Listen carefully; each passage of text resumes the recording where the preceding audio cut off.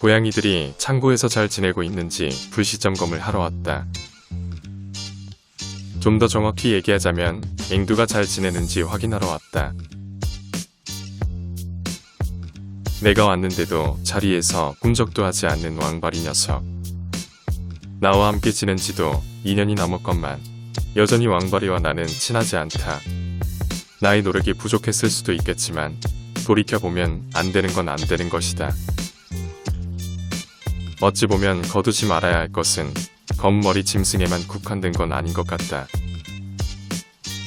그리고 이것은 왕바리가 앵두를 때렸다고 해서 옹졸한 마음에 내가 내뱉는 말도 아니다. 나하고 친하게 지내지 않는 것은 괜찮지만 그렇다고 굴러온 돌이 박힌 돌을 떼내는 건 용서할 수가 없다. 고양이들을 오랜 기간 키우면서 관찰해보니 함께 지내는 녀석들은 웬만해선 상처가 나도록 싸우지 않는다.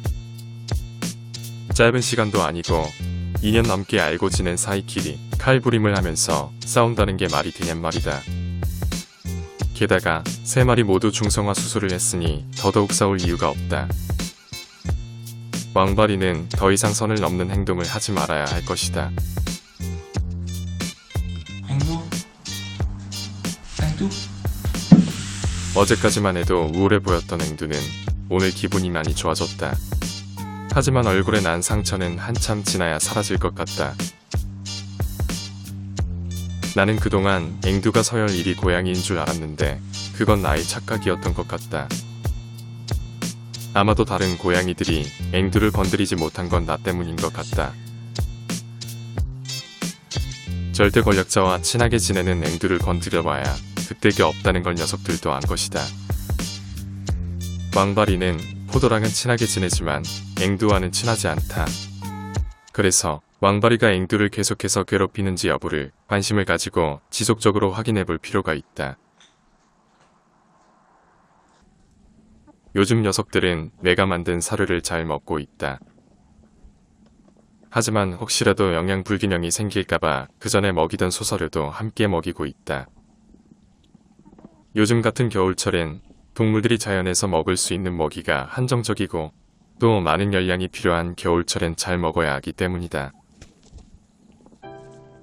우울했던 앵두는 기분이 많이 좋아졌는지 다시 나를 따라다니기 시작한다. 그동안 조연출 없이 혼자서 영상 촬영하느라 재미가 없었는데 참으로 다행스런 일이다. 내 영상에서 앵두는 간혹 주연으로 출연하는 경우도 있었지만 대부분 조연이나 지나가는 행인으로 출연했다.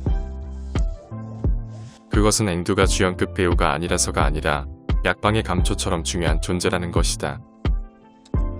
앵두는 농장에서 나와 교감하는 몇 안 되는 동물 중 하나이며 나에게 보물 같은 존재이다. 캔디의 병아리는 요즘 엄마 없이 홀로 외롭게 다닌다.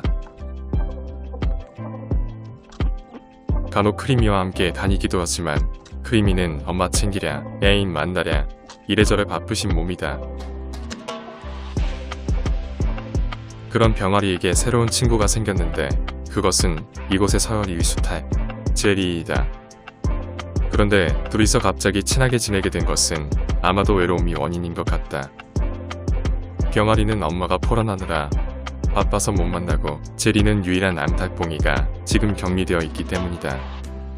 닭들의 세계에선 누가 누구랑 친한지는 잠을 잘 때 옆에 누가 있는지 확인해보면 알 수 있다.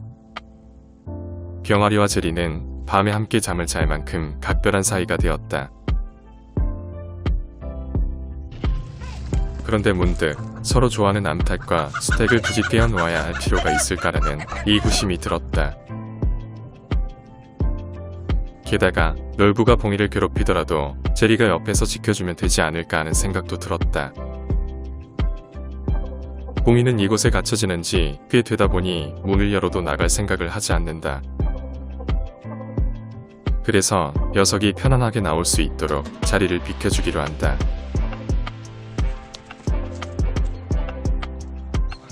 잠시 뒤 봉이는 제리를 만났다. 늘 그렇듯 그들은 농장 외곽을 돌며 데이트를 즐긴다. 왜냐하면 그들은 닭들의 세계에서 주류가 아닌 비주류인 아웃사이더이기 때문이다. 그래서 태양이 그룹에도 놀부 그룹에도 속하지 못한 그들의 선택지는 늘 한적한 농장의 외곽이다. 내가 봉이에게 또다시 자유를 준 것에 대해 나중에 후회하게 될지는 모르겠지만 지금은 옳은 선택이라 생각한다. 단 하루를 살더라도 좀 더 자유로운 환경에서 살기를 바라기 때문이다. 그리고 놀부가 봉이를 괴롭히는 것을 제리가 잘 막아줄 거라 기대한다. 캔디와 다니는 서로 번갈아 가며 알을 잘 품고 있다.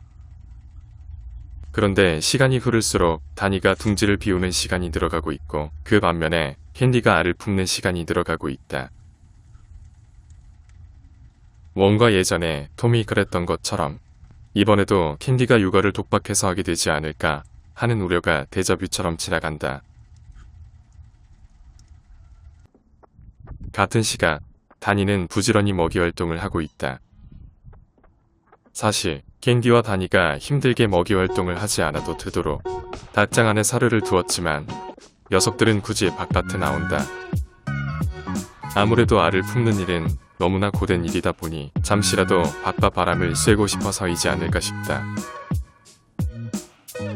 하루 동안 캔디는 사료를 먹으러 둥지를 한 번 비우는 반면 다니는 2번 비운다. 그리고 둥지를 비우는 시간도 캔디보다 다니가 훨씬 길다. 이런 점만 두고 보더라도 다니보단 캔디의 의지에 좀 더 높은 점수를 주고 싶다. 그렇다 하더라도 두 암탉의 불편한 동거는 계속 이어진다.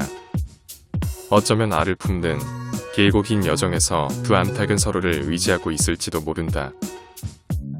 다니가 캔디를 더 이상 쪼아대지도 않고 서로 호흡을 맞춰가며 그날을 향해 함께 묵묵히 버티고 있기 때문이다. 12월 7일 세계의 알 중에서 몇 마리 병아리가 태어나게 될까?